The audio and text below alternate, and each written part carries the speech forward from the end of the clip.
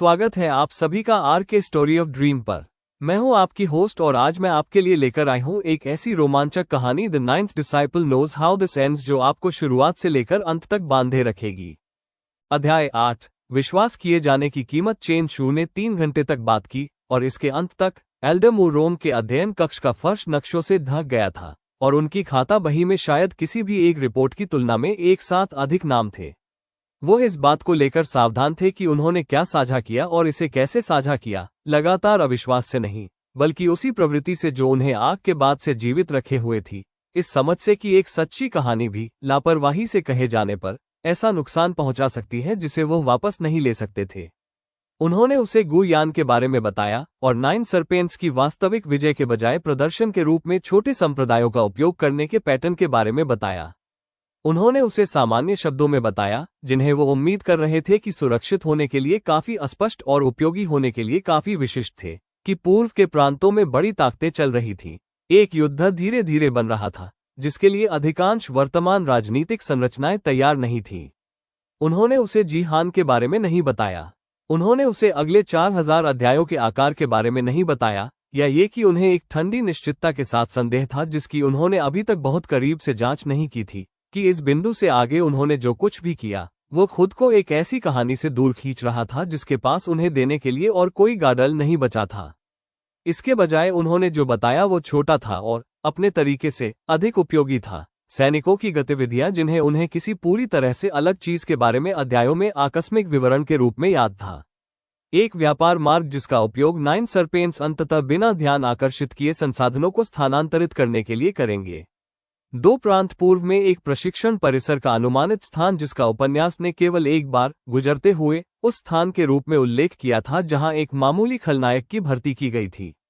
Elder मू रोम ने कहा जब वह आखिरकार उन चीजों से बाहर हो गए जिन्हें वह कहने के लिए तैयार थे, पीछे हटकर उनके बीच नक्शों की गंदगी का अध्ययन करते हुए एक ऐसी अभिव्यक्ति के साथ जिसे चेन शू ने गहराई से प्रभावित होने के उनके संस्करण के रूप में पहचानना शुरू कर दिया था। ये जब मैंने 14 डरे हुए बचे लोगों के बाद 6 सवार भेजे थे की तुलना में काफी अधिक है, चेन शू ने कहा। मैंने आपको वह बता दिया है जिसे बताने में मैं सहज हूँ, और भी बहुत कुछ है। मैं अभी इसमें से सब कुछ साझा करने के लिए तैयार नहीं हूँ और मुझे नहीं लगता कि अगर मैं ऐसा करूँ तो यह आपकी मदद करेगा। इसमें से कुछ ऐसी चीजों से संबंधित है जो अभी होने के करीब नहीं है और कुछ ऐसे लोगों से संबंधित है जिन्हें मैं आपके रडार पर नहीं लाना चाहता इससे पहले कि मैं ये समझूं कि अगर मैं ऐसा करूं तो क्या होता है।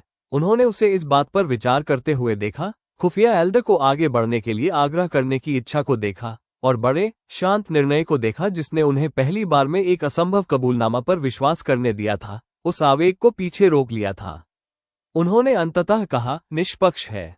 मैं ये दिखावा नहीं करूंगा कि यह मुझे निराश नहीं करता, लेकिन मैंने ये जानने पर एक करियर बनाया है कि किसी की जानकारी निकाले जाने के बजाय बरकरार रखे जाने पर कब अधिक मूल्यवान होती है, और आपकी स्पष्ट रूप से है। उन्होंने नक्शों को इकट्ठा करना शुरू कर दिया, फिर से तेज और व्यावसायिक। यहाँ वो है जो मैं आपको दे सकता हूँ, लिन फैंग, और बदले में मैं क्या पूछूंगा और आप तय करने के लिए जितना समय चाहे ले सकते हैं। उन्होंने शर्तों को स्पष्ट रूप से सामने रखा। एजियो क्लाउड से सभी 14 बचे लोगों को शरणार्थियों के बजाय संबद्ध शिष्यों के रूप में पूर्ण स्थिति के साथ औपचारिक अभयारण्य प्रदान करेगा। एक सार्थक अंतर, उन्होंने समझाया, जो उन्हें प्रशिक्षण संसाधन, एक वैध कल्टीवेशन पथ और किसी भी भविष्य के प्रतिशोध के खिलाफ संप्रदाय की सुरक्षा प्रदान करेगा। बदले में वो 2 चीजें चाहती थी। सबसे पहले, संप्रदाय की सुरक्षा के लिए प्रासंगिक किसी भी चीज के बारे में उनकी अपनी शर्तों और समय सीमा पर दी गई निरंतर जानकारी। दूसरा, और यहां उनकी आवाज ने एक अलग वजन ले लिया, इस तरह से सावधान जो पहले नहीं था, वो चाहती थी कि वह विचार करे। अंततः एक बार जब उन्हें बसने का समय मिल जाए तो संप्रदाय की खुफिया प्रशिक्षुता में अधिक सक्रिय भूमिका निभाएं। उन्होंने कहा, आपके पास उन आकारों को देखने का एक उपहार है जो अन्य लोग चूक जाते हैं। मैंने 11 साल लोगों को जानबूझकर और धीरे धीरे वो करने के लिए प्रशिक्षित करने में बिताए हैं जो आपके पास पहले से ही बना हुआ प्रतीत होता है। मैं ये देखना चाहूंगी कि आप अपने पास मौजूद किसी भी चीज के शीर्ष पर उचित निर्देश के साथ क्या बन सकते हैं। चेन शू ने तुरंत प्रस्ताव के खिंचाव को महसूस किया और ठीक वैसे ही इसमें खतरे को पहचान लिया। खुद के लिए कोई खतरा नहीं, बल्कि इतनी आसानी से, इतनी जल्दी मदद स्वीकार करने का विशिष्ट, शांत खतरा कि उन्होंने सवाल करना बंद कर दिया कि यह ठीक तब क्यों आती रहती है जब उन्हें इसकी आवश्यकता होती है। उन्होंने पूछा, क्या मुझे इस पर दूसरों के साथ चर्चा करने के लिए एक दिन मिल सकता है? यह ऐसा निर्णय नहीं है जिसे मैं कमरे में उनके बिना 14 लोगों के लिए लेना चाहता हूं। एल्डर मुरोम की अभिव्यक्ति में कुछ आंशिक रूप से गर्म हो गया।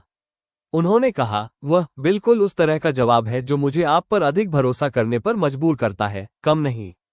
अपना दिन ले। एक ही नीची मेज के चारों ओर एकत्र हुए सभी 14 बचे लोगों के साथ अतिथि हॉल में उस रात की चर्चा चेन शू की उम्मीद से छोटी थी और किंशुई में हुई बहस की तुलना में काफी कम विवादास्पद थी। बाय लिंग ने शर्तों को बिछाने के बाद कहा, तुमने उसे बता दिया। आरोप लगाने वाला नहीं, बस पुष्टि कर रहा था, चूंकि वो कमरे में थी और पहले से ही जानती थी। चेन शू ने कहा, मैंने उसे वो बताया जो मुझे बताना सुरक्षित लगा, सब कुछ नहीं। मुझे नहीं लगता कि मैं कभी किसी को सब कुछ बताऊंगा, ईमानदारी से, और इसके लिए मुझे खेद है, लेकिन मेरे पास जो कुछ है वो स्वतंत्र रूप से सौंपने के लिए मेरा नहीं है, यहां तक कि उन लोगों को भी नहीं जिन पर मैं भरोसा करता हूं। सू याओ अपने हाथों के बीच अपने कप को घुमाते हुए एक लंबे समय तक चुप रही, और चेन शू तहखाने के दरवाजे पर उससे मिलने वाली उसी चौकसता के लिए ब्रेस्ट हो गए। उन्होंने अंततः कहा, मुझे इसके बारे में सब कुछ जानने की जरूरत नहीं है। मैंने आपको एक सप्ताह में 5 ऐसे निर्णय लेते हुए देखा है जो बिना स्काउटिंग प्रशिक्षण और कमांड अनुभव वाले किसी व्यक्ति के लिए संभव नहीं होने चाहिए थे, और उनमें से हर एक ने उन लोगों को जीवित रखा जिनके पास इसकी उम्मीद करने का कोई कारण नहीं था। मुझे तंत्र की आवश्यकता नहीं है। मुझे ये जानने की आवश्यकता है कि आप वैसे ही निर्णय लेते रहेंगे, जो भी आप बनते हैं, जहां भी यह जाता है। चेन शू ने कहा, मैं हूं, और इसका मतलब आग के बाद से लगभग किसी भी चीज से अधिक पूरी तरह से था। फैंग बो, जो अभी भी अपनी बैसाखी पर झुके हुए थे, वो व्यक्ति थे जिन्होंने भावनात्मक एक के नीचे व्यवहारिक सवाल उठाया था। उन्होंने कहा, फ्लाइंग रेन का संप्रदाय। हमने 14 लोगों और एक मछली पकड़ने वाले गांव और अब एक पूरे संप्रदाय के खुफिया एल्डर को बताया था कि हम वहां जा रहे हैं। यदि हम इसके बजाय एल्डर मुरोम का प्रस्ताव स्वीकार करते हैं, तो उस योजना का क्या होता है? क्या इससे कोई फर्क पड़ता है यदि हम सीधे नहीं जाते हैं? चेन शू ने एल्डर मुरोम के प्रस्ताव और इस बातचीत के बीच के 1 घंटे में इस सटीक सवाल को पहले ही उलट पुलट कर देख लिया था, और जवाब किंशुई के रास्ते पर महसूस की गई ठंडी बेचैनी के बहुत करीब बैठ गया, किसी चीज के झुकने, देखने, समायोजित होने की भावना। उन्होंने धीरे से कहा, मुझे नहीं लगता कि इससे कोई फर्क पड़ता है कि हम कहाँ नहीं जाते हैं। मुझे लगता है कि क्या मायने रखता है कि हम कहाँ जाते हैं। और मुझे लगता है, उन्होंने झिझकते हुए, शब्दों को सावधानी से चुनते हुए कहा, क्योंकि यह वह हिस्सा था जिसे उन्होंने अभी तक बायलिंग को भी पूरी तरह से नहीं समझाया था। मुझे लगता है कि हर बार जब हम कोई दिशा चुनते हैं, चाहे वो फॉलिंग रेन के संप्रदाय की ओर हो या एजियो क्लाउड सेक की ओर, तो हम सिर्फ एक गंतव्य नहीं चुन रहे हैं। हम इसके बाद क्या होता है इसका एक ऐसा संस्करण चुन रहे हैं जो उस कहानी में मौजूद नहीं था जिसे मैं याद करता हूं। फॉलिंग रेन का संप्रदाय मायने रखता था क्योंकि यह सुरक्षित और रास्ते से बाहर था। उन्होंने कमरे की ओर इशारा किया, मेज पर मुड़े हुए बैठे एल्डर मुरोम की शर्तों की ओर। यह उनमें से कोई भी चीज नहीं है। ये हमें इसके पीछे वास्तविक शक्ति के साथ किसी चीज के बीच में रखता है, हम पर वास्तविक ध्यान देता है, एक ऐसे तरीके से जिसकी मैं आज रात के बाद वास्तव में भविष्यवाणी नहीं कर सकता हूं। वेई चेन ने दरवाजे के पास बैठे हुए चुपचाप पूछा, क्या ये बुरा है? चेन शू ने स्वीकार किया, और इसे स्वीकार करने में उन्हें कुछ कीमत चुकानी पड़ी। अकेले बायलिंग के बजाय उन सभी 14 लोगों को एक साथ जोर से बताते हुए, मुझे नहीं पता। यही ईमानदार जवाब है, मुझे अब नहीं पता। मैं 4 दिनों के लिए जानता था, लगभग वो सब कुछ जो होने वाला था इससे पहले कि वह हुआ, और अब मैं नहीं जानता, और मुझे आप सभी की तरह फैसला करना है, जो मैंने पहले ही पढ़ा है उसके बजाय जो सही लगता है उसके आधार पर। उसके बाद का सन्नाटा डरावना नहीं था। ये 14 लोगों द्वारा एक साथ इस बात को अवशोषित करने का सन्नाटा था कि उन्हें जीवित रखने वाला व्यक्ति अब अंततः उतना ही अनिश्चित था जितने वे थे। सु याओ ने अंततः कहा, जो भी इसके लायक हो, मैं उन लोगों के साथ किसी अनिश्चित जगह पर खड़ा होना पसंद करूंगी जिन्होंने वहां रहने का फैसला किया है, बजाय किसी ऐसी सुरक्षित जगह के, क्योंकि किसी कहानी ने हमें बताया था कि ऐसा होगा। उन्होंने कमरे के चारों ओर देखा, डैन भाइयों पर, आंटी मे के बगल में पहले से ही सोए हुए बच्चों के सबसे छोटे बच्चे पर, वाय लिंग के स्थिर देखने वाले सन्नाटे पर। हम वोट देते हैं, हम में से सभी, सिर्फ लिन फैंग नहीं। उन्होंने वोट दिया। इसमें चेन शू की उम्मीद से कम समय लगा, हाथों का प्रदर्शन शांत और नाटकीय नहीं। एल्डर मुरोम के प्रस्ताव के पक्ष में 13 फैंग बो से एक अनुपस्थिति, जिन्होंने केवल ये कहा कि वह अपनी खुद की सावधानी की तुलना में कमरे पर अधिक भरोसा करते हैं और किसी भी तरह से पालन करेंगे। चेन शू को अगली सुबह एल्डर मुरोंग उसी मामूली अध्ययन कक्ष में मिली और उन्हें बताया कि वे स्वीकार करेंगे अभयारण्य प्रशिक्षण और समय के साथ जिस भी प्रशिक्षुता के लिए वो उन्हें तैयार मानती है। उन्होंने कहा, अच्छा, और इसमें अब वास्तविक गर्माहट थी, उस तरह से अनरक्षित जो पिछले दिन के सावधान आकलन ने अनुमति नहीं दी थी। मैं शाम तक औपचारिक दस्तावेज तैयार करवा लूंगी। उन्होंने एक पल के लिए उनका अध्ययन किया, उनके चेहरे पर कुछ विचारशील गुजरा। क्या मैं कागजी कार्रवाई शुरू करने से पहले आपसे कुछ पूछ सकती हूँ? एक खुफिया एल्डर के रूप में नहीं, खुद के रूप में। बिल्कुल, वो ज्ञान जो आप अपने साथ रखते हैं, आने वाली चीजों का आकार मुहाने पर विश्वसनीय होना बंद होने से पहले। क्या आप जानते हैं कि यह क्यों बंद हुआ, या केवल ये कि ऐसा हुआ? चेन शू ने किंशुई के रास्ते से ठंडी बेचैनी के बारे में सोचा। 14 लोगों द्वारा कोई ऐसी पसंद बनाने के 3 दिन बाद एक खुफिया एल्डर तक रिपोर्ट पहुंचने के बारे में जिसे किसी भी कहानी ने कभी हिसाब में नहीं लिया था। उस बढ़ती अटूट भावना के बारे में कि अब उन्होंने जो भी निर्णय लिया वो पानी में फेंका गया एक पत्थर था जिसकी तरंगों की वो अब भविष्यवाणी नहीं कर सकते थे। उन्होंने धीरे से कहा, मुझे लगता है कि कहानी केवल ये जानती थी कि उन लोगों के साथ क्या हुआ जिन पर वह ध्यान दे रही थी। और मुझे लगता है पिछले सप्ताह में कहीं हम ऐसे लोग नहीं रहे जिन पर वह ध्यान दे रही थी, और इसके बजाय अपने स्वयं के निर्णय लेने वाले लोग बन गए। उन्होंने उनकी आंखों से मुलाकात की। मुझे नहीं पता कि यह स्वतंत्रता है या ये सिर्फ एक अलग तरह का खतरा है। मेरा अनुमान है कि हम एक साथ इसका पता लगाने जा रहे हैं। एल्डर मुरोंग मुस्कुराई, छोटी, वास्तविक, पहली पूरी मुस्कान जो उन्होंने उनसे देखी थी। उन्होंने कहा, वह उस कहानी की तुलना में काफी अधिक दिलचस्प कहानी की शुरुआत की तरह लगती है जिसे खोने से आप डर रहे थे। अध्याय 9। सामान्य दिनों के 6 महीने सोवरेन ऑफ द 9 हेवेंस को बनाने वाले 4000 अध्यायों में कहीं भी ऐसा कोई अध्याय नहीं है जो ये बताता हो कि किसी मध्यम श्रेणी के संप्रदाय के प्रशिक्षण यार्ड के अंदर एक सामान्य मंगलवार कैसा दिखता है। चेन शू ने 1 दशक तक इस कहानी को पढ़ा था और इसके बारे में एक बार भी नहीं सोचा था, क्योंकि कहानियां उन सुबहों पर ध्यान नहीं देती जहां कुछ नहीं होता। वे एक संकट से दूसरे संकट पर कूदती हैं, जैसे पानी पर कोई पत्थर कूदता है, और पानी को खुद सतह के नीचे के सभी लंबे शांत हिस्सों को पूरी तरह से बिना लिखे छोड़ देती है। एजियो क्लाउडसेक में जीवन के 6 महीने बीतने के बाद वो समझ गए कि यह इतनी अजीब चूक क्यों थी। सामान्य दिन वे थे जहां वास्तव में मायने रखने वाली लगभग हर चीज का निर्माण हुआ था।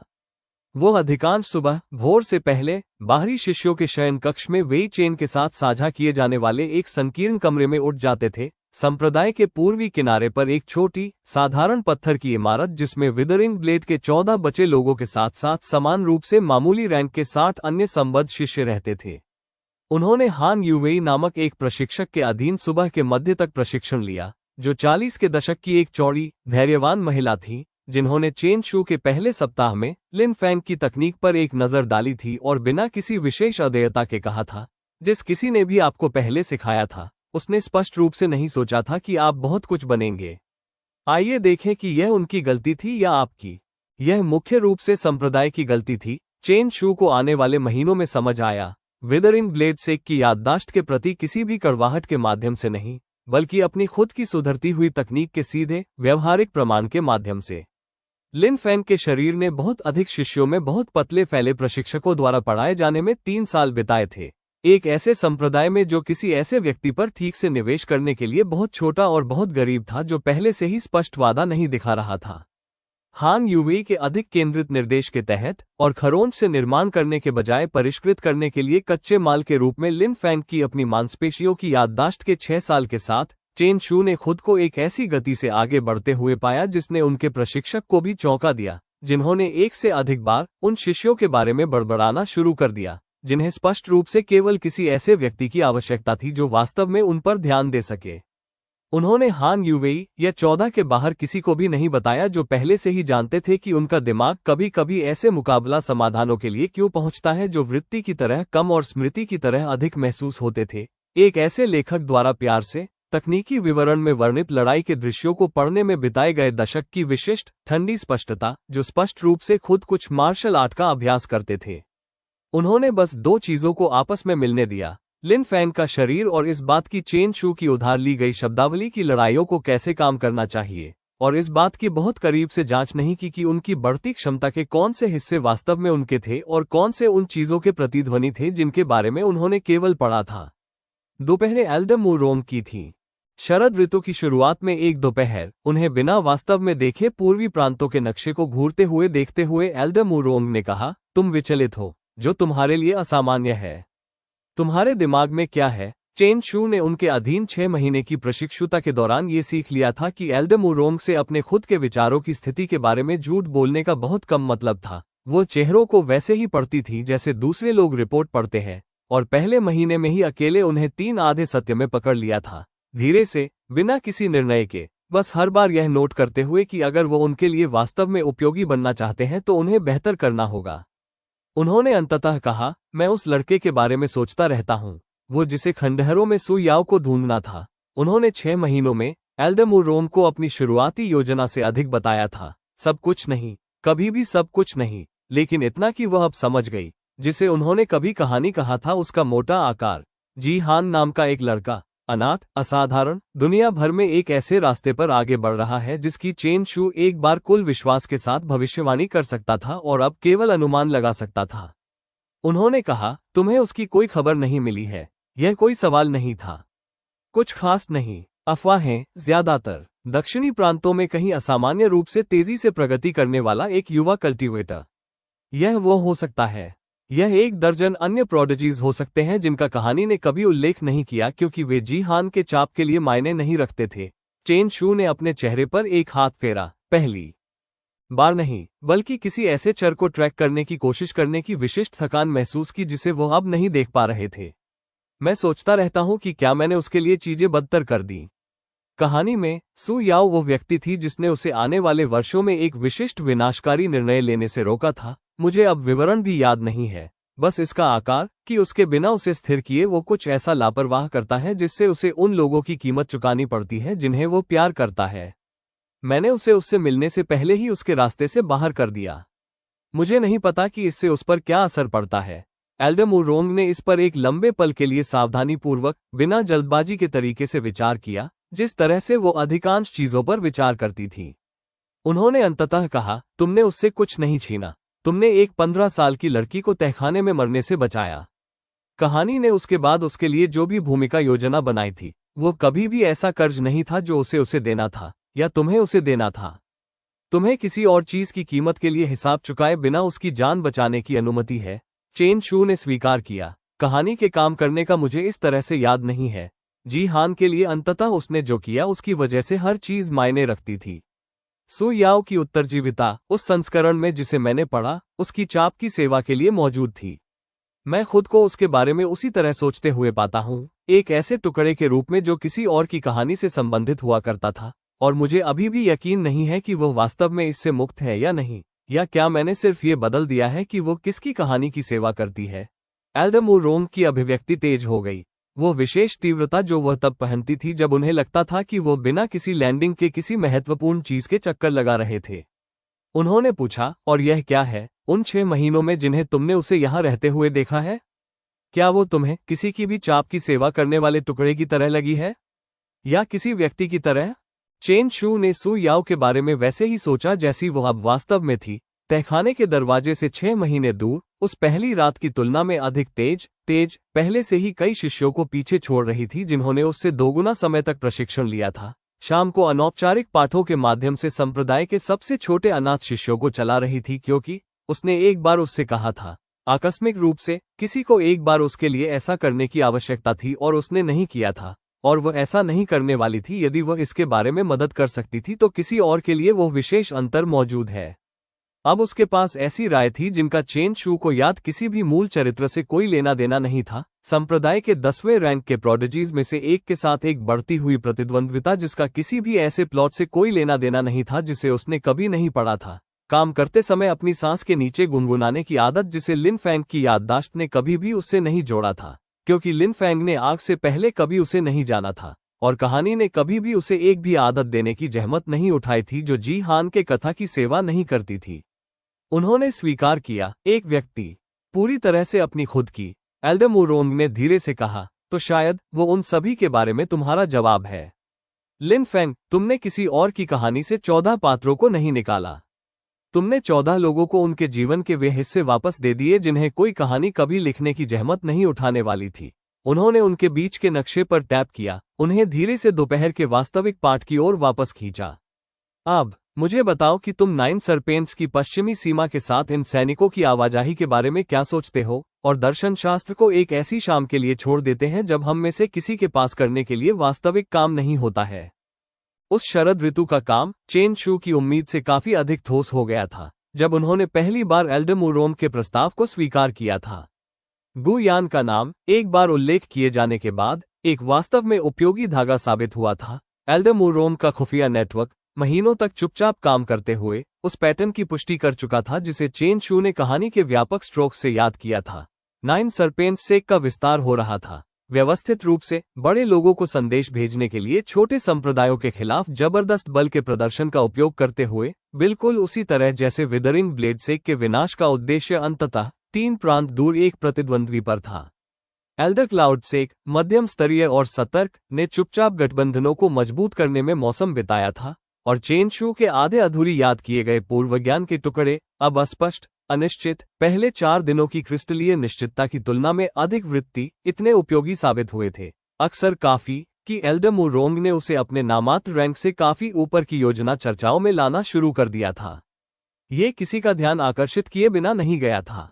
एक 9वें रैंक का, अब 6ठे रैंक का, हान यूवेई के प्रशिक्षण के 6 महीने बाद बाहरी शिष्य संप्रदाय के बुजुर्गों के साथ रणनीति सत्रों में बैठा हुआ था। चेन शू समझ गए, बिल्कुल उस तरह की विसंगति जो ध्यान आकर्षित करती है, उसी तरह जैसे 14 अनुशासित बचे लोगों ने एक अस्पष्ट संप्रदाय की ओर एक सीधी रेखा में चलना महीने पहले ध्यान आकर्षित किया था। उन्होंने एक बार एल्डमुरोंग से पूछा था कि क्या यह उन्हें चिंता करता है, इसकी दृश्यता। उन्होंने उनसे कहा था, हर दिखाई देने वाली चीज अंततः ध्यान आकर्षित करती है। सवाल यह नहीं है कि देखा जाना है या नहीं, ये है कि क्या आप इतने मजबूत हैं जब तक आपको देखा जाता है तब तक देखने से बचने के लिए। उन्होंने इस तरह के पलों के लिए आरक्षित विशेष आकलन करने वाली गर्माहट के साथ उनका अध्ययन किया था। इस तरह की जांच के लिए तैयार कहने से पहले आपके पास 6 महीने बचे हैं। उनका अच्छा उपयोग करें, उनका इरादा था। लेकिन कुछ रातें वेई चेन के साथ साझा किए जाने वाले संकीर्ण शयन कक्ष में जागते हुए लेटे हुए, अपने चारों ओर संप्रदाय को नींद में बसते हुए सुनते हुए, चेन शू ने खुद को गुयान या जीहान या एक ऐसी कहानी के आकार के बारे में सोचते हुए पाया जिसे वो अब नहीं पढ़ सकते थे, बल्कि किंशुई के रास्ते से ठंडी बेचैनी के बारे में, किसी चीज को देखने, समायोजित करने की भावना के बारे में जिसे उन्होंने कभी किसी को पूरी तरह से नहीं समझाया था, यहां तक कि बायलिंग को भी नहीं। उन्होंने शयनकक्ष की अंधेरी छत को देखते हुए उन अधिकांश रातों में सोचा, कहानी ने मुझे ये बताना बंद कर दिया कि आगे क्या होता है। ये होना बंद नहीं हुआ है, मुझे बस अब इसे पहले से पढ़ने को नहीं मिलता है।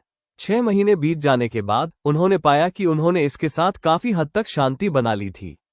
काफी हद तक।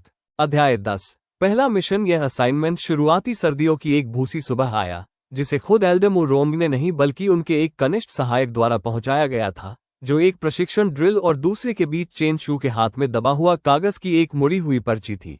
दोपहर से पहले मेरे अध्ययन में आओ। बाय लिंक को लाओ। कुछ भी औपचारिक नहीं, बस तुम दोनों। उन्होंने एल्डमुरोंग को एक ऐसे नक्शे पर खड़े पाया जिसे उन्होंने पहले नहीं देखा था, जो उनके आमतौर पर काम करने वाले नक्शों से नया था, जिस पर एजियो क्लाउड क्षेत्र और नाइन सरपेंट सेक द्वारा साल के बेहतर हिस्से के लिए चुपचाप अवशोषित की जा रही जमीनों के बीच की सीमा के साथ लाल स्याही का एक समूह था। बिना किसी प्रस्तावना के, एक बार जब बायलिंग ने चेन शू के बगल में अपना स्थान ले लिया था, तो उन्होंने कहा, 8 दिन पहले एक व्यापारिक काफिला गायब हो गया था। 12 व्यापारी, एक मामूली सुरक्षा एस्कॉर्ट, अनाज और दवा को होलो वेल पास के माध्यम से हमारे एक संबद्ध गांव की ओर ले जा रहे थे। उन्हें 6 दिन पहले पहुंच जाना चाहिए था। वे नहीं पहुंचे। उन्होंने नक्शे पर एक संकरे पहाड़ी गलियारे पर टैप किया जिसे सावधानीपूर्वक तंग लिखावट में चिन्हित किया गया था। सामान्य तौर पर मैं इस तरह की देरी की जांच के लिए एक नियमित गश्त भेजती। मैं एक नियमित गश्त नहीं भेज रही हूं, चेन शू ने कहा। आपको लगता है कि यह 9 सरपेंट्स है? मुझे लगता है कि यह हो सकता है। मुझे ये भी लगता है कि यह भूस्खलन और किसी गुफा में बैठे 12 अशुभ व्यापारियों से अधिक अशुभ नहीं हो सकता है, जो किसी को उन्हें खोदने का इंतजार कर रहे हैं। एल्डमुरोंग की अभिव्यक्ति असामान्य रूप से सावधान थी, किसी चीज को तौलते हुए। यही कारण है कि मैं एक बड़ी, अधिक स्पष्ट गश्त के बजाय आप दोनों को भेजना चाहती हूं। यदि यह भूस्खलन है तो आप उन्हें ढूंढते हैं और उन्हें घर लाते हैं, और इससे हमें कुछ खर्च नहीं होता है। यदि यह हमारी सीमाओं का परीक्षण करने वाले 9 सर्पेंट्स हैं, और मुझे संदेह है गु यान की विधियों के बारे में आपने मुझे जो कुछ भी बताया है उससे शांत सीमाओं का परीक्षण करना किसी भी बड़ी चीज के लिए प्रतिबद्ध होने से पहले ठीक उनका पैटर्न है, तो मैं किसी संदेश को भेजने के अर्थ में एक घात में पूरी गश्त खोने के बजाय इसे सावधानी से देखने और रिपोर्ट करने के लिए जिन 2 लोगों पर भरोसा करती हूँ उनसे सीखना पसंद करोगी, जैसा कि विदरिंग ब्लेड सेक को एक बार मिला था। चेन शू ने इसके भार को अपने ऊपर हावी होते हुए महसूस किया। डर नहीं, वास्तव में, हालांकि इसमें डर भी था, लेकिन मान्यता के करीब कुछ। प्रशिक्षण के 6 महीने, रणनीति सत्रों के 6 महीने और आधे अधूरी याद किए गए अंशों को उन योजनाओं में सावधानीपूर्वक योगदान दिया गया जिन्हें अन्य लोगों ने निष्पादित किया। ये पहली बार था जब एल्डरमुरोंग ने खुद अध्ययन की सुरक्षा से सलाह देने के बजाय अनिश्चितता में चलने के लिए कहा था। बाय लिंग ने कहा, आप हम पर भरोसा करती हैं कि हम इसे संभाल लेंगे, यदि यह 9 सर्पेंट्स है। कोई सवाल नहीं, एक पुष्टि जिसे वो जोर से बोलना चाहती थी।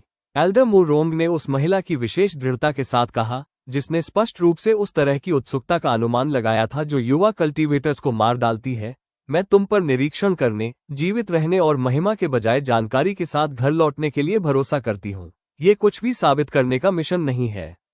यदि आपको 9 सर्पेंट्स की संलिप्तता के प्रमाण मिलते हैं, तो आपका काम इसकी पुष्टि करना है। जहां तक आप कर सकते हैं उनकी संख्या और स्थिति को चिन्हित करना है और लौटना है। शामिल न हो, मेरा मतलब एक आदेश से है, सुझाव से नहीं। चेन शू ने कहा, समझ गया। और इसका मतलब था, हालांकि कुछ पुरानी, आधी भूली हुई प्रवृत्ति, लिन फैंग की या उनकी अपनी, वह दोनों को पूरी तरह से अलग नहीं कर सके। समझौते के नीचे एक वादे के विशिष्ट तनाव के साथ गूंज उठी जिसके बारे में उन्हें संदेह था कि परिस्थितियां अंततः रखना मुश्किल बना सकती हैं। होलो वेल पास, 3 दिन की यात्रा उत्तर में, अपने नाम पर खरा उतरा। 2 खड़ी रिजलाइनों के बीच एक संकीर्ण गलियारे, कम सर्दियों की धुंध के प्रकार से मोटा जो ध्वनि को निगल गया और दूरी में हर आकार को अनिश्चित चीज में बदल दिया। चेन शू और बाय लिंग इसके माध्यम से धीरे धीरे जानबूझकर चले, 2 ऐसे लोगों की सावधान, बिना जल्दबाजी की गति जिन्हें ठीक से ट्रैक करने और निरीक्षण करने के तरीके सिखाए जाने के 6 महीने बिताए गए थे, न कि केवल जीवित रहने के। उन्होंने पास के अंदर दूसरे दिन काफिले को पाया, या इसके अवशेष क्या थे? उल्टे गाड़ियां, अनाज की बोरियां विभाजित और बिखरी हुई थीं। विशिष्ट, भयानक शांति जिसे चेन शू अब एक ऐसे परिचित के साथ पहचानते हैं जिसे रखने से वह नफरत करते थे। एक ऐसी जगह की शांति जहां हिंसा पहले से ही होना समाप्त हो गई थी और बस अभी तक साफ नहीं किया गया था। बाय लिंग ने अपनी तलवार को खींचे हुए लेकिन नीचे रखते हुए, आवश्यकता से अधिक आदत से बाहर उनके ऊपर रिजलाइनों को स्कैन करते हुए, मलबे के बीच से चुपचाप कहा, कोई लाश नहीं। उल्टी गाड़ियां, बिखरा हुआ सामान, लड़ाई के संकेत, लेकिन कोई लाश नहीं, और कुछ छोटे पैच के अलावा कोई खून नहीं। यह नरसंहार नहीं है। चेन शू ने कार्ट में से एक के बगल में जमे हुए कीचड़ में दबाए गए पटरियों के एक सेट पर झुकते हुए कहा, यह एक निष्कर्षण है। बूट प्रिंट, बहुत सारे और बहुत अनुशासित हैं जो डाकुओं के नहीं हो सकते हैं, उत्तरी रिज की ओर गठन में आगे बढ़ रहे हैं। उन्होंने काफिले को नहीं मारा, उन्होंने इसे ले लिया। व्यापारी, गार्ड, कार्गो, ये सब गार्ड के तहत उत्तर की ओर चले गए। उन्होंने उस रिजलाइन को देखा जिसकी ओर पटरियां ले जाती थीं। किंशुई के रास्ते से ठंडी बेचैनी को फिर से हलचल करते हुए महसूस किया, बेहोश लेकिन अचूक। बाय लिंग, ये सीमा का परीक्षण नहीं कर रहा है, ये कुछ बना रहा है। आप 12 कैदियों और अनाज और दवा के काफिले को इसलिए नहीं लेते क्योंकि आप कोई संदेश भेजना चाहते हैं। आप इसे इसलिए लेते हैं क्योंकि आपको किसी विशेष चीज के लिए अनाज, दवा और कैदियों की आवश्यकता होती है। बाय लिंग ने विचार का पालन करते हुए धीरे से कहा, एक स्टेजिंग शिविर, हमला करने के लिए सीमा के काफी करीब, छिपा रहने के लिए काफी दूर।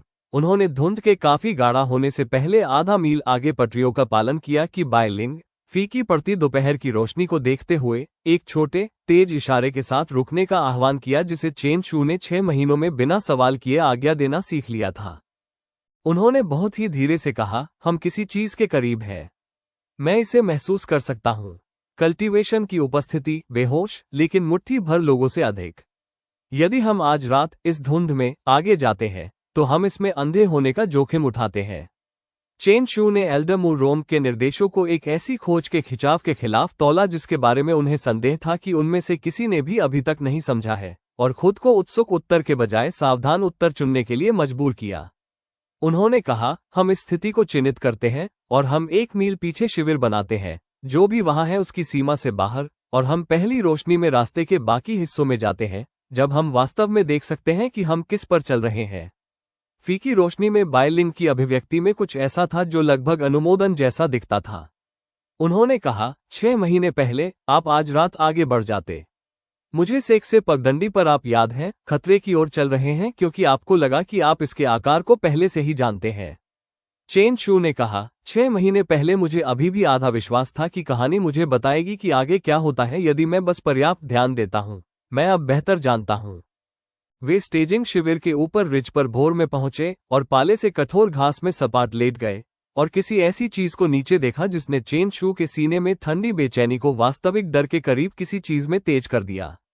ये बड़ा नहीं था, शायद 40 तंबू, एक मामूली पैलिसेड, इस तरह का अस्थायी शिविर जो एक मौसम के भीतर मारा और स्थानांतरित किया जाना था।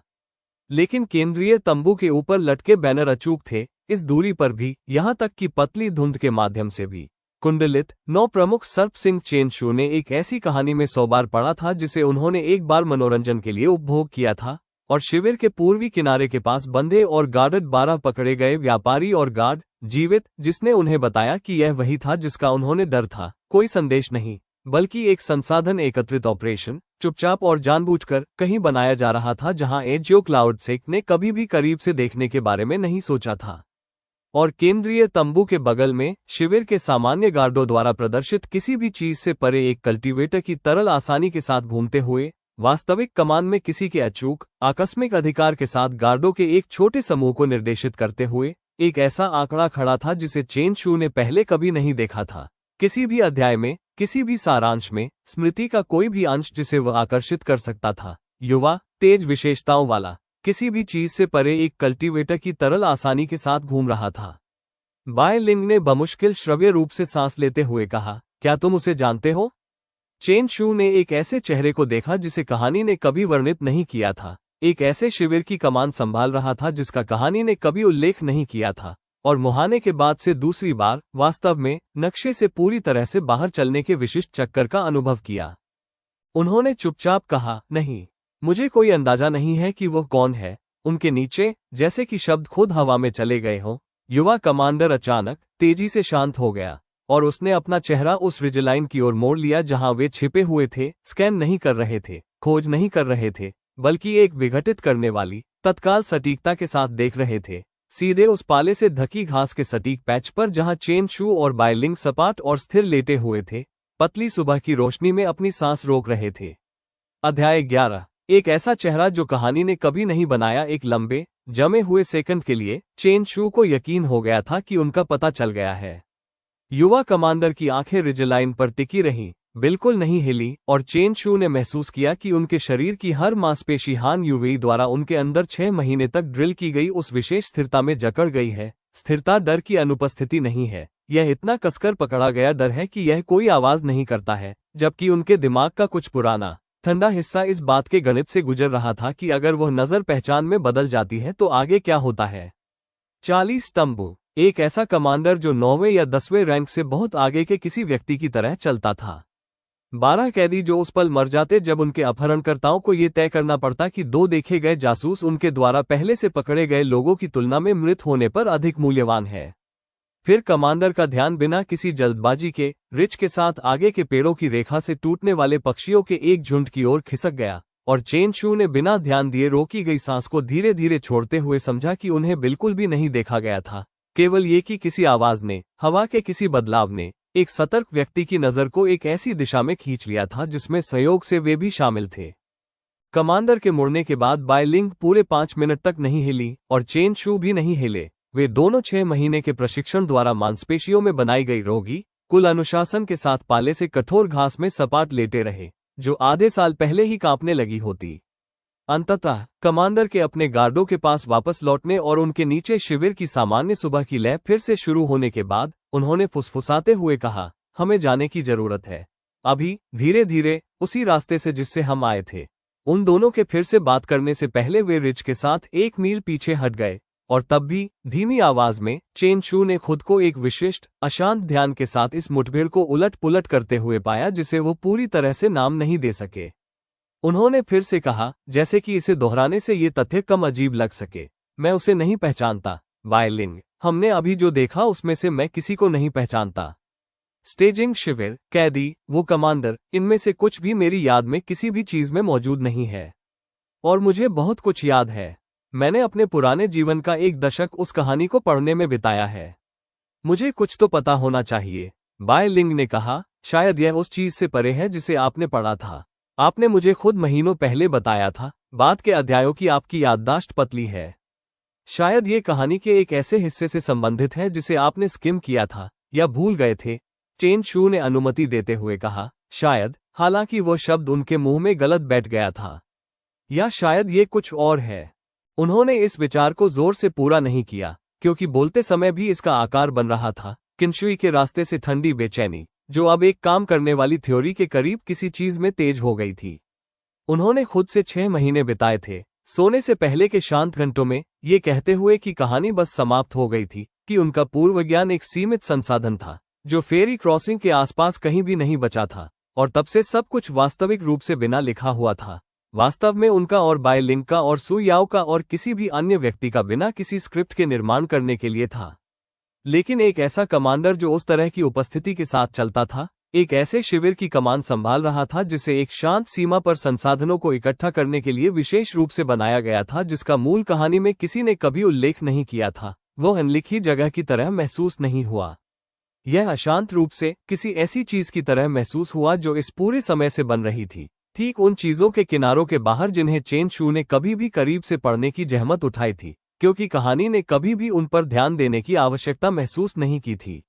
या उनके दिमाग के ठंडे हिस्से ने कहा, उस हिस्से ने जिसने 14 लोगों के जीवित रहने की आसानी, उस गति जिसके साथ एल्डर मुरोंग ने उन्हें ढूंढा और विश्वास किया, अजीब, एकत्र होने वाली भावना के साथ कभी भी सोचना बंद नहीं किया था कि घटनाएं शुद्ध सहयोग की अनुमति की तुलना में अधिक सुविधाजनक आकार के साथ खुद को व्यवस्थित करती रहती है, या ये किसी ऐसी चीज का जवाब है जिसे मैंने पहले ही बदल दिया है।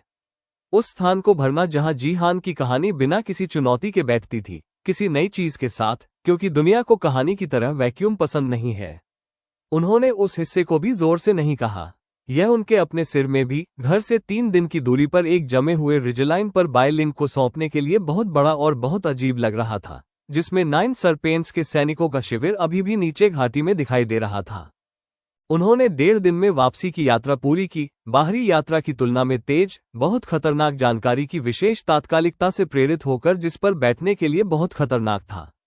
एल्डर मुरोंग ने उसी मामूली अध्ययन कक्ष में उनकी रिपोर्ट प्राप्त की, उसी नक्शे पर खड़े होकर, चेन शू और बाय लिंग द्वारा रखी गई हर विस्तार के साथ उनकी अभिव्यक्ति तेज हो गई। स्टेजिंग शिविर, कब्जा किया हुआ काफिला, अभी भी जीवित कैदी, और अंतिम, वो कमांडर जिसे उनमें से कोई नहीं पहचानता था।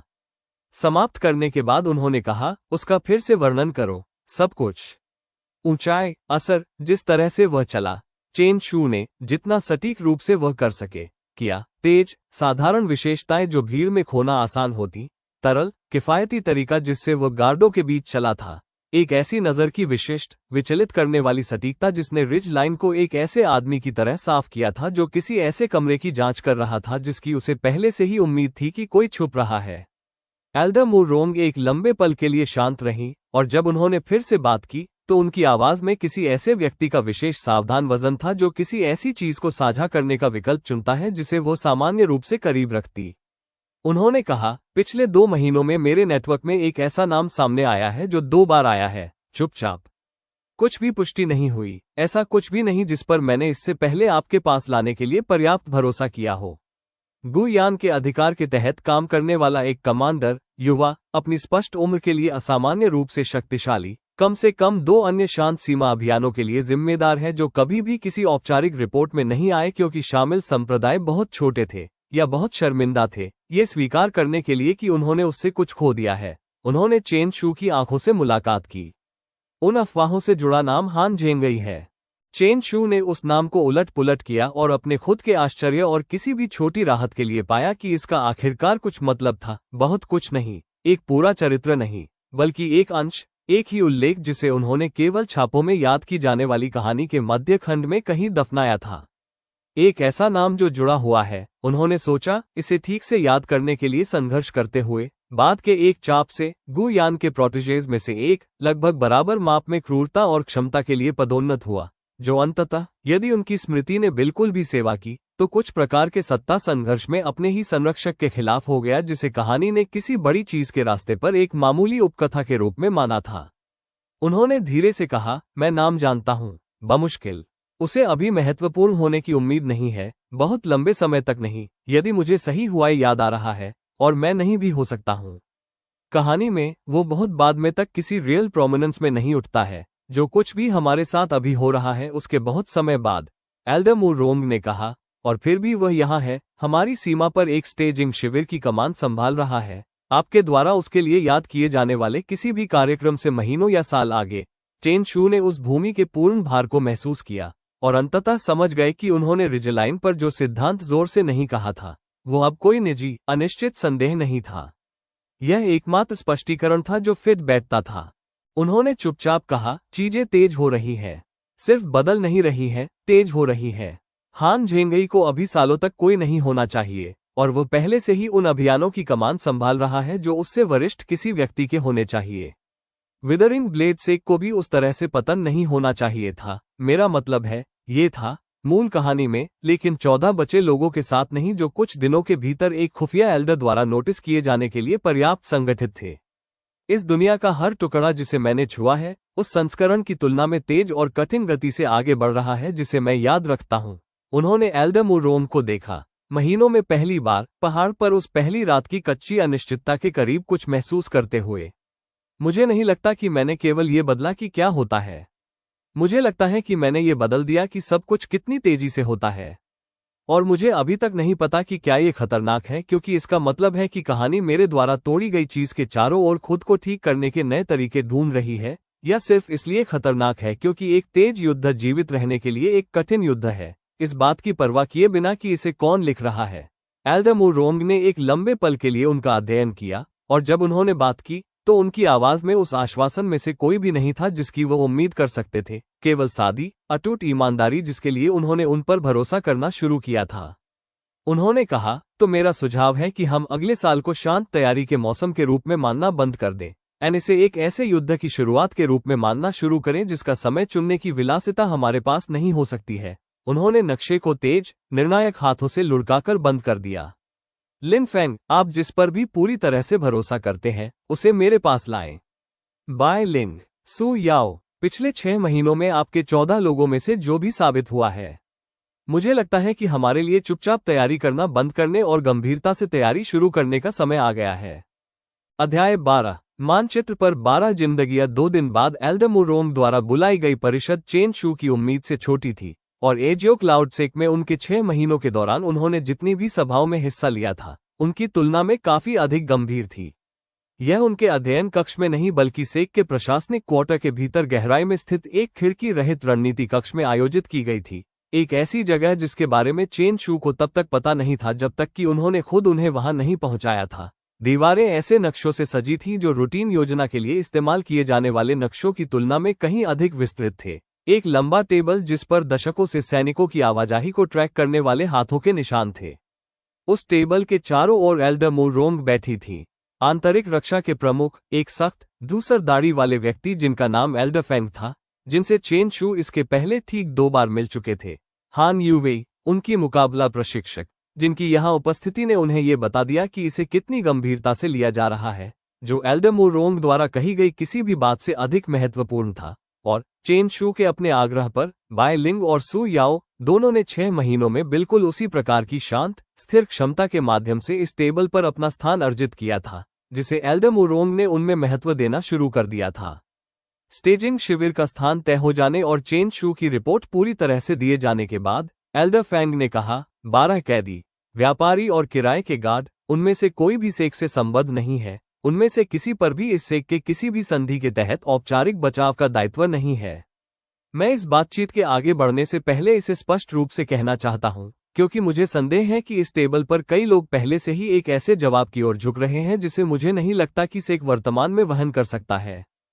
इससे पहले कि चेन शू बोल पाते, सु याओ ने कहा, वे लोग हैं। उनकी आवाज सपाट और निश्चित थी, जिससे उन्हें एक छोटी सी टीस के साथ उस लड़की की याद आ गई जो दोनों हाथों में रसोई का क्लीवर लेकर तहखाने के दरवाजे के सामने खड़ी थी। 12 लोग जिन्हें जीवित पकड़ा गया है, किसी भी उद्देश्य के लिए रखा गया है जिसके लिए संसाधन एकत्रित करने वाले स्टेजिंग शिविर को कैदियों की आवश्यकता होती है। मुझे ये सोचने के लिए किसी संधि की आवश्यकता नहीं है कि यह परवाह करने योग्य है। एल्डर फैंग ने अधेयता से नहीं, बल्कि एक ऐसे व्यक्ति के सपाट व्यवहारिकता के साथ कहा, जिसने स्पष्ट रूप से इस प्रकार के निर्णय को तौलने में दशकों बिताए थे। इसकी परवाह करना और इसके बारे में कुछ करने में सक्षम होना एक ही बात नहीं है। 40 का एक शिविर, एक ऐसे कल्टीवेटर की कमान में जो आधे मील की दूरी से हमारे 2 सबसे सक्षम युवा शिष्यों को असहज करने के लिए काफी मजबूत है। यदि हम उस शिविर को अभिभूत करने के लिए पर्याप्त बल भेजते हैं, तो हम गुयान को स्पष्ट शब्दों में घोषणा करते हैं कि एजियो क्लाउडसेक उस बड़े संघर्ष के महीनों पहले एक सीमा झड़प पर वास्तविक ताकत प्रतिबद्ध करने के लिए तैयार है, जिसके बारे में लिन फैंग का मानना है कि यह हमारी ओर तेजी से बढ़ रहा है। 12 व्यापारियों के लिए यह निर्णय लेना सही नहीं है, चाहे मुझे इसे कहने का कितना भी खेद क्यों न हो। कमरा एक पल के लिए शांत रहा। एक आसान खलनायक के खिलाफ होने के बजाय एक दूसरे के खिलाफ वास्तव में कठिन व्यापार को तौलने वाले लोगों की विशिष्ट असहज शांति। नक्शे को अपनी ओर मोड़ते हुए, एक उंगली से सनकरे पहाड़ी गलियारे को ट्रैक करते हुए चेन शू ने धीरे से कहा, क्या होगा यदि यह 12 कैदियों और बड़े युद्ध के बीच का चुनाव नहीं है? क्या होगा यदि गलती यह मान लेना है कि हमें किसी भी तरह शिविर को अभिभूत करने की आवश्यकता है? एल्डर फैंग की भौहें थोड़ी ऊपर उठ गईं, संशयवाद से अधिक जिज्ञासा। आगे बढ़ो। 40 तंबू, एक मामूली पैलिसेड, यह कोई किला नहीं है। यह एक अस्थायी स्टेजिंग पॉइंट है जिसे एक मौसम के भीतर मारा और स्थानांतरित किया जाने के लिए बनाया गया है, बिल्कुल वैसे ही जैसे एल्डर मुरोंग ने कहा था। इस तरह का शिविर एक निर्धारित घेराबंदी से बचने के लिए डिजाइन नहीं किया गया है। इसे नियमित गश्त और खराब मौसम से बचने के लिए डिजाइन किया गया है। चेन शू ने शिविर के पूर्वी किनारे पर टैप किया, जहां उन्होंने और बाय लिंग ने कैदियों को बंधक बनाए हुए देखा था। कैदियों को शिविर के मुख्य शरीर से अलग रखा गया था, केंद्रीय तंबुओं की तुलना में हल्के से गार्ड किया गया था, जो मुझे बताता है कि शिविर की वास्तविक प्राथमिकता उस केंद्रीय तंबू में जो कुछ भी हो रहा है वह है, न कि खुद कैदी। यदि हम जोर शोर से अंदर जाते हैं, तो हम 40 सैनिकों और हम में से किसी से भी मजबूत कमांडर से लड़ रहे हैं। यदि हम रात में चुपचाप अंदर जाते हैं, जिसका लक्ष्य केवल कैदी है, तो हम उन गार्डों से लड़ रहे हैं जो वास्तव में 12 बंधे व्यापारियों पर नजर रख रहे हैं जिन्हें उस शिविर में कोई भी वास्तविक खतरा नहीं मानता है। विचार का पालन करते हुए बाय लिंग ने कहा, एक छोटा निष्कर्षण दल, बचाव बल नहीं। एक चोरी, चेन शू ने सहमति व्यक्त करते हुए कहा, एक चोरी, हम कैदियों को ले जाते हैं, हम और कुछ नहीं लेते हैं। हम बाकी शिविर को ये भी एहसास होने से पहले छोड़ देते हैं कि क्या हुआ है, और गुयान को घोषित दुश्मन के बजाय एक रहस्य के साथ छोड़ दिया जाता है। 12 कैदी बस चले गए, कोई स्पष्ट से एक बैनर नहीं, दोनों दिशाओं में कोई स्पष्ट संदेश नहीं भेजा गया। यह एजियो क्लाउडसेक को किसी ऐसी चीज के लिए प्रतिबद्ध नहीं करता है जिसके बारे में एल्डर फैंग चिंतित है। ये सिर्फ 12 लोगों को घर पहुंचाता है। एल्डर फैंग ने एक लंबे पल के लिए नक्शे का अध्ययन किया। वास्तविक जीवन दांव पर लगे किसी भी ऑपरेशन को उन्होंने जो भी सावधान, पेशेवर ध्यान दिया होगा, उसी के साथ इसे तौला। उन्होंने अंततः कहा, आप एक ऐसे दल के लिए किसका प्रस्ताव रखते हैं जो चुपचाप आगे बढ़ने के लिए काफी छोटा हो और यदि यह गलत हो जाए तो जीवित रहने के लिए पर्याप्त कुशल हो? चेन शू ने बाय लिंग और सू याओ की ओर देखा और उस निर्णय के विशिष्ट भार को महसूस किया जिसे वो रिजलाइन से वापस पैदल चलने के बाद से आधा टाल रहे थे, ये समझ कि यदि यह योजना आगे बढ़ती है तो ये बहुत संभव है कि वे दोनों उस शिविर में वापस जा रहे हों जो पहले ही एक बार उन पर ध्यान देने के असहज रूप से करीब आ चुका था। उन्होंने कहा, बाय लिंग और मैंने पहले ही इलाके की टोह ले ली है। हम दृष्टिकोण को जानते हैं, गार्ड रोटेशन जिसे हमने देखा है, लेआउट जहां तक हम इसे मैप कर सकते थे। बाहरी शिष्य रैंक में पिछले 6 महीनों में सू याओ का मुकाबला प्रशिक्षण हम में से लगभग किसी से भी तेज रहा है। हान युवेई इस बारे में हम में से किसी से भी बेहतर बोल सकती है। 3 का एक दल हल्का चल रहा है, जिसका उद्देश्य केवल निष्कर्षण है। अब तक शांत रही हान युवेई ने अंततः बात की। उन्होंने कहा, मैं सू याओ की तैयारी की गारंटी देती हूं, और लिन फैंग और बाय लिंग की भी। मैं 6 महीने पहले ऐसा नहीं करती, अब करूंगी। उन्होंने एल्डर फैंग की आंखों से लगातार मुलाकात की। यदि यह परिषद इसे अधिकृत करती है, तो मैं वैसे भी दल में चौथे व्यक्ति को चाहती हूं, किसी ऐसे व्यक्ति के पास हम में से किसी भी 3 की तुलना में अधिक कच्चा मुकाबला अनुभव हो, यदि कुछ ऐसी लड़ाई को मजबूर करता है जिसकी हम में से कोई भी उम्मीद नहीं कर रहा है। इसे जोर से कहने का पूरी तरह से फैसला करने से पहले चेन शू ने कहा, वेई चेन, और फिर खुद को सुनकर समझ गए कि यह वैसे भी सही जवाब था। वेई चेन, जिन्होंने किंशुई के रास्ते पर महीनों पहले पूछा था कि इसे प्रबंधित किए जाने के बजाय कुछ बोझ उठाने की अनुमति दी जाए।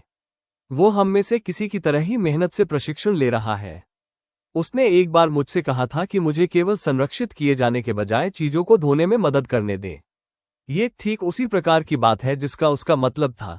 एल्डर मुरोंग, जो व्यवहारिक योजना के अधिकांश समय शांत थी, ने अंततः बात की। उनकी आवाज ने उस विशेष भार को लिया जो तब होता था जब वो किसी ऐसी चीज के लिए प्रतिबद्ध होने वाली थी जिसे उन्होंने सावधानी से तौला था। उन्होंने कहा, मैं इसे अधिकृत करती हूँ। 4 व्यक्ति निष्कर्षण, शांत दृष्टिकोण, केवल कैदी, मुख्य शिविर के साथ कोई जुड़ाव नहीं जब तक कि आपकी स्थिति से समझौता नहीं किया जाता है, जिस स्थिति में आपकी प्राथमिकता जीवित लौटना हो जाती है, मिशन को पूरा करना नहीं। क्या ये समझा जाता है आप सभी को स्पष्ट रूप से, इससे पहले कि मैं इसके पीछे अपना अधिकार रखूं? चेन शू ने कहा, समझ गया, और बाय लिंग और सु याओ ने इसके आधे सेकंड बाद इसे प्रतिध्वनित किया। उन लोगों की विशेष एकीकृत गंभीरता जिन्होंने सभी ने अपने अपने तरीकों से 6 महीनों में ये सीखने में बिताया था कि इस तरह का मिशन कितना वजन उठाता है। एल्डर मुरोंग ने कहा, अच्छा, आप 3 दिनों में निकल जाते हैं। हर विवरण की योजना बनाने के लिए उनका उपयोग करें, और हान यूवी आपको उस लेआउट के शिविर के लिए विशिष्ट निष्कर्षण अभ्यासों के माध्यम से चलाएंगे। उन्होंने टेबल के चारों ओर नक्शे पर 12 छोटी लाइनों को देखा जो 12 जिंदगियों का प्रतिनिधित्व करती हैं, जिनमें से किसी को भी वे औपचारिक रूप से कुछ भी नहीं देते थे, और इसके बावजूद खुद को जोखिम में डालने का फैसला किया था। उन्होंने लगभग खुद से ही चुपचाप कहा, 12 लोग, यह एक छोटी सी बात है इतने बड़े युद्ध के आकार में। मुझे लगता है कि मुझे खुशी है कि इस सेक में अभी भी ऐसे लोग हैं जो सोचते हैं कि एक छोटी सी बात अच्छी तरह से करने लायक है। उस रात चेन शू ने शयन कक्ष में वेई चेन को पाया, जिसे हान यूवे द्वारा पहले ही खबर बता दी गई थी, जो अपने बिस्तर के किनारे पर एक ऐसे अभिव्यक्ति के साथ बैठे थे जिसे चेन शू ने आग के बाद से उन पर नहीं देखा था। डर नहीं, वास्तव में, बल्कि किसी ऐसे व्यक्ति की विशिष्ट केंद्रित स्थिरता जिसे अंततः वो वजन सौंपा जा रहा है जिसके लिए उसने पूछा था। जब चेन शू उनके सामने बैठ गए तो वेई चेन ने कहा, तुम्हें मुझे चुनने की जरूरत नहीं थी, इस सेक में मुझसे अधिक मजबूत शिष्य है। हान यूवेई अधिक मुकाबला अनुभव वाले 1 दर्जन लोगों में से किसी को भी चुन सकती थी। चेन शू ने कहा, मैंने तुम्हें इसलिए नहीं चुना क्योंकि तुम सबसे मजबूत हो, मैंने तुम्हें इसलिए चुना क्योंकि तुमने मुझसे 6 महीने पहले सब कुछ अकेले धोना बंद करने के लिए कहा था, और मैंने वास्तव में तुम्हें अनुमति देने में बेहतर होने में 6 महीने बिताए हैं। उन्होंने वेई चेन की आंखों को पकड़े रखा और उन्हें बिना दिखावे के देखने दिया कि यह कितना मायने रखता है। मैं तुम पर भरोसा करता हूँ, बस यही बात है। मैं तुम पर अपनी पीठ देखने के लिए भरोसा करता हूँ जिस तरह से तुमने इसे तब से देखा है जब से मैं समझ नहीं पाया था कि मुझे किसी की कितनी आवश्यकता है। वेई चेन एक पल के लिए चुप रहे और फिर धीरे से किंशुई के रास्ते से चेन शू को याद आने वाली पुरानी आसान मुस्कान फिर से सतह पर आ गई, थकी हुई लेकिन वास्तविक। उन्होंने कहा, 10 में से 9 बार 6 साल के लिए। मैंने तुमसे कहा था कि इसका कुछ मतलब है। चेन शू ने कहा, इसका मतलब था, यह अभी भी है। बाहर सर्दियों की रात एजियो क्लाउड सेक पर ठंडी और स्पष्ट हो गई, और उत्तर में कहीं 3 दिन दूर 12 लोग जिन्हें इस बात का कोई अंदाजा नहीं था कि कोई उनके लिए आ रहा है, एक ऐसे शिविर में बंधे हुए और डरे हुए इंतजार कर रहे थे जिसकी कमान एक ऐसे व्यक्ति के पास थी जिसके उदय के बारे में चेन शू को तेजी से यकीन था कि यह एक ऐसी कहानी से संबंधित है जो उसके द्वारा बनाए गए हर विकल्प के साथ तेजी से और कठिन खुद को लिख रही थी। तो दोस्तों, अगर ये दास्तान आपको पसंद आए हो तो आरके स्टोरी ऑफ ड्रीम को लाइक करें, सब्सक्राइब करें और घंटी वाला बटन यानी बेल आइकॉन दबाना बिल्कुल न भूलें।